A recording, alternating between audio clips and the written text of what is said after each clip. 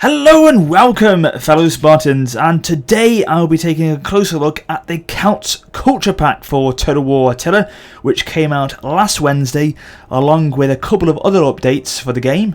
And in this overview today, I'll be looking at what exactly the DLC brings to the game in terms of features, factions, and new units. But before I do that, let's talk briefly about the other two updates which I just mentioned. So firstly, we have the Tin Isles update, which is free to everyone who owns the game, and this will add quite a number of changes, but specifically you get 12 new mercenaries, or Celtic mercenaries, which allows the players to use them even if you didn't get the Celts Culture Pack. So some of these units are available as mercenaries, which will be also available in the Celts Culture Pack, but you can play them within the update for free. You also now get 6 new general units to the Longbeards DLC faction. So if you do own the Longbeards Culture Pack, you get now 6 new general units for them, so it offers a bit more variety and different style of units for them. I think some of the people in the community were saying that there wasn't enough variety at the moment, but now you'll get that.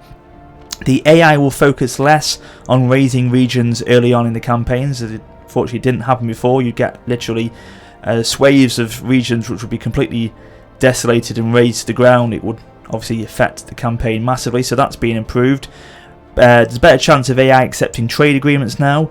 There's a zoom in and out feature of the family tree, so it offers you a better management and control of your family tree than it would have done before. Diplomacy has been revamped, especially with the larger empires in terms of rival empires and the great power sort of traits that you have on the diplomacy map. That's been addressed, so that has a less of a negative effect if you are a greater power on the campaign now. And there's also been a lot of balancing and optimizations, but those were the main sort of updates in the Tin Isles update. But yes, it's, from what I can see, a really good and positive patch. So as I say, they are the main updates. However, there is a lot that has been changed. If you want to check out the full listings of the patch notes, they are below in the description. So as well, we have the Blood and Burning DLC, which is available to purchase on Steam right now. Unfortunately, this couldn't be a free DLC or be included in the release day build of the game, obviously because of the nature of the pack and the age 18 rating that the DLC has on it. The pack, as you can see, obviously adds blood spurt effects, decapitations, limb lops, disembowelment, and much more to the game. It compromises of a lot of features, including gory new map combat animations with blood splatter, arm severance and decapitations, ultra-violent battlefield combat animations including limb severance, decapitation and blood spurts, as I said. Soldiers in armies suffering from disease will vomit when idle on the battlefield. New burning and burn to death animations for both soldiers and civilians. New gore decals in battle depicting vomit, blood and bodily organs, and as well new blood-soaked versions of key animated event messages. And of course, all the blood and burning effects can be enabled or disabled in the graphics options menu. So there's a brief rundown of the Tin Isles update, which is free and will be downloaded automatically to all players, along with the Blood and Burning DLC, which is available on Steam right now to purchase, as I say, and links to both of those are in the description below. So let's move on to the main topic of the video, which is the Celts Culture Pack itself. So the DLC brings 3 new playable factions to Total War Attila: the Picts, the Caledonians and the Adanians, which may be used in single or multiplayer campaign modes, of course, and custom and multiplayer battles. So the pack details that as the grasp of Western Rome weakens on the Britannic Isles, these fierce tribes stand ready to proclaim their independence and reclaim their ancestral lands. But even as the empire recedes, others are setting their sights on the Tin Isles. The warlords of Germania and the Nordic regions look to the northwest and see a prize worth fighting for. So in summary, the DLC contains the following. So Celtic forces specialise in ambush tactics now and guerrilla deployment, much like the Tin Isles update with the mercenaries. New Celtic rosters with unique new units for each faction. new prestige buildings requiring great defeats to unlock them, new unique raiding building chains and Celtic themed technologies, bespoke Celtic generals skill trees, and unique narrative event chains, the cycle of Alum Rai and the new Celtic missions for each faction.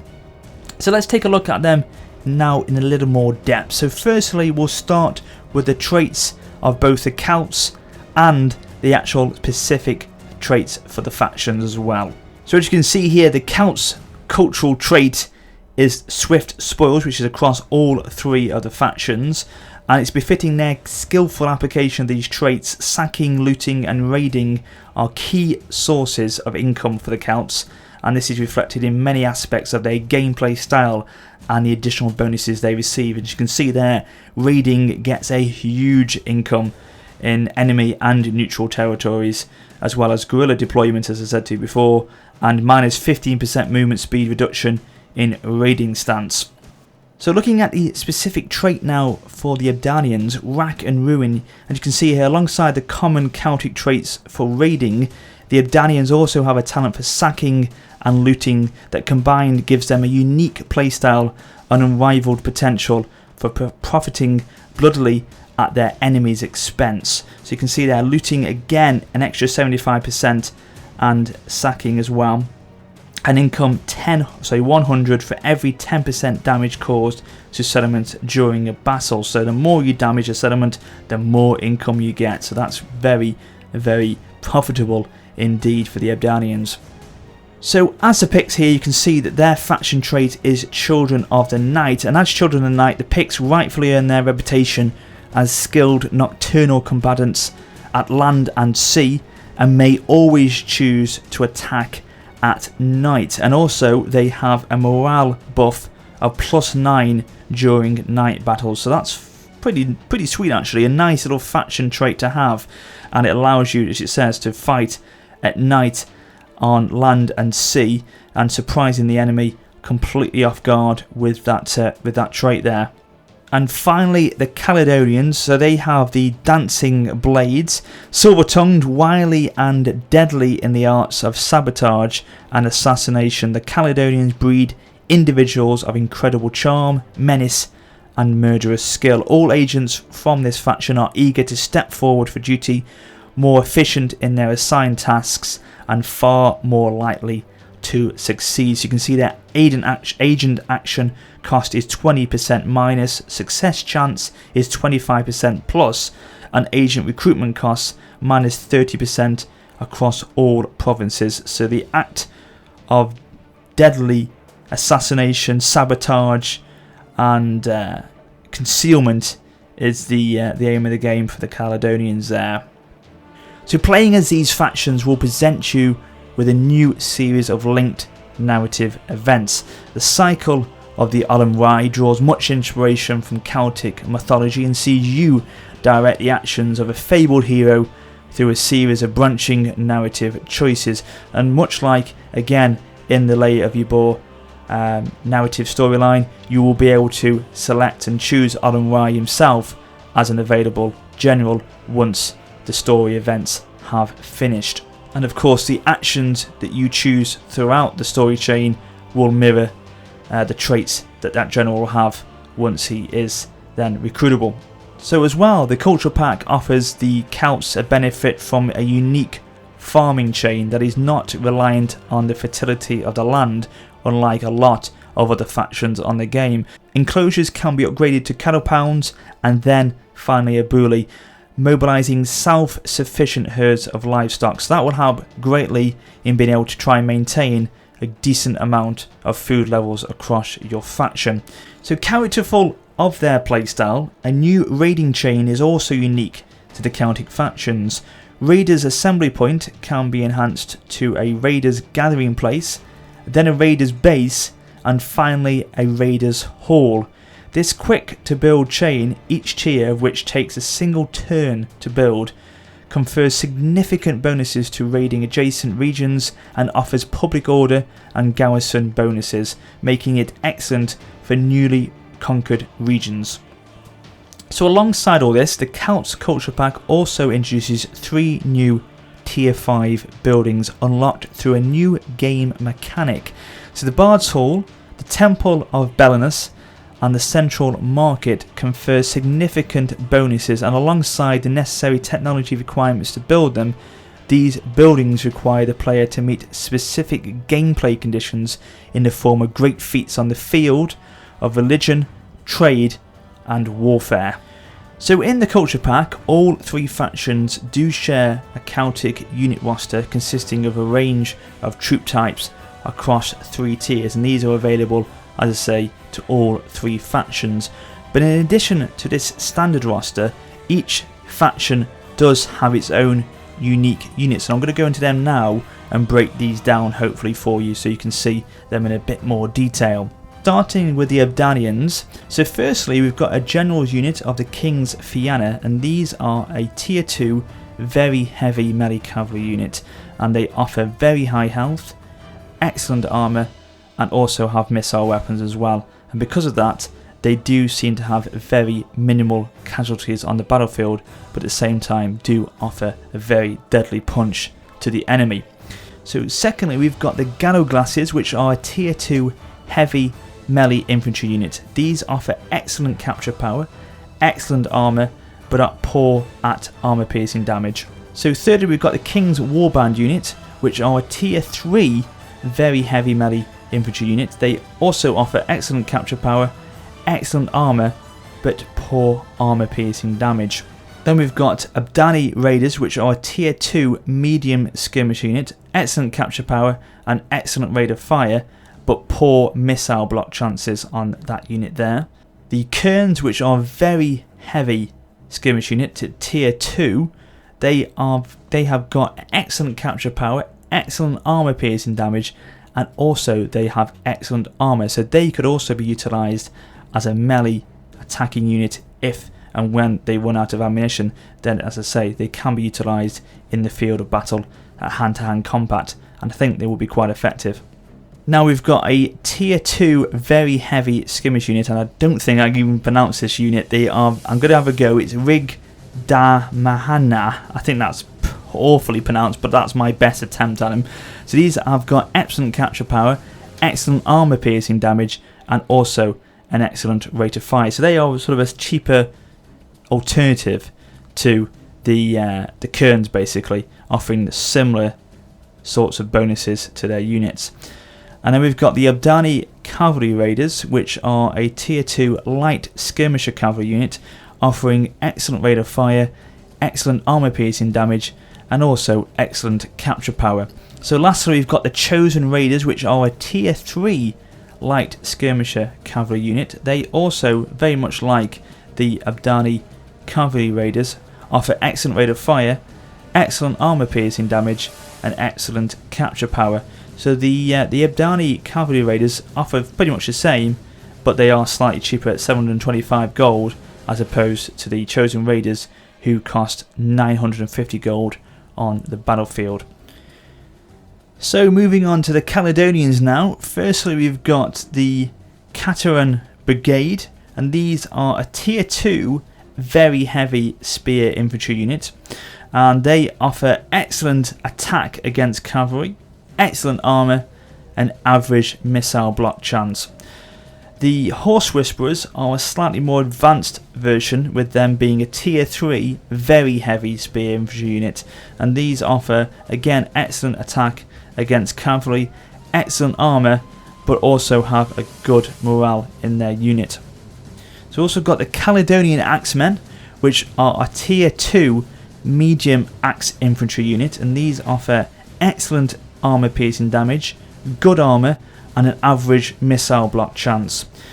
So now moving on to the Highland Archers. These are a tier 2 light bow infantry unit, and they unfortunately don't offer very much to the player by looks of things.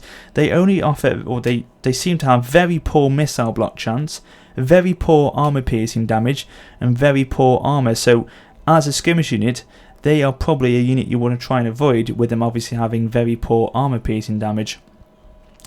And then we've got the Elite Highland Archers, which are tier 3 light bow infantry unit again.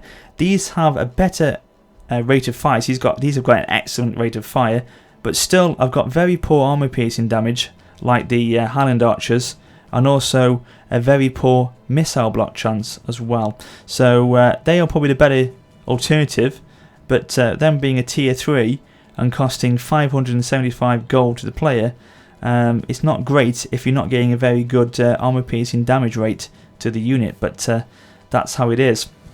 And then the Caledonians actually got 2 general units, which are also skirmisher infantry units, or skirmisher bow units, I should say. So they've got noble archers, which are a tier 2 general unit, light bow infantry, and these offer good range to the player, but again very poor armor piercing damage and very poor missile block chance as well. And then finally we've got royal archers, which are again a general unit, tier 2 medium bow infantry.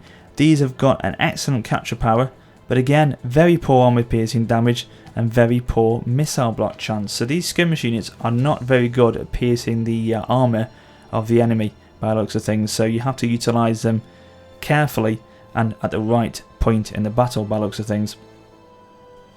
So last but by no means least, we have the Picts, and these guys offer 5 unique units to the player.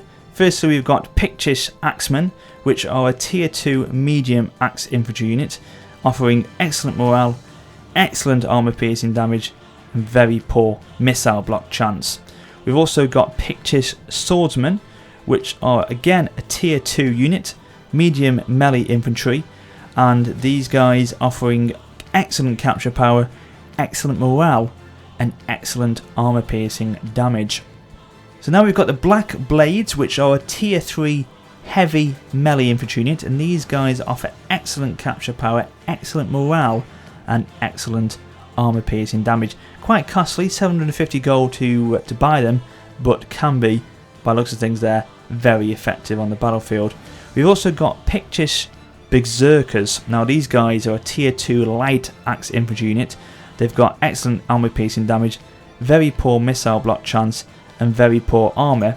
However, they do have the immune to fear trait and scare trait as well. So these guys do offer a little bit more to the player and can really, as I say, scare the enemy into retreat, and also they can obviously go berserk during the battle, which makes them uncontrollable, and then they will automatically attack nearby enemies. So they are quite an effective unit to throw in there and try and rattle the enemy and scare the living hell out of them basically.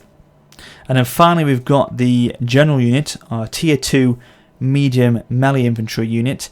These guys are called the Followers of Morrigan, and they have an excellent capture power ability but are poor at armor piercing damage and poor at missile block chance. So they are your specific Picts general unit, the Followers of Morrigan.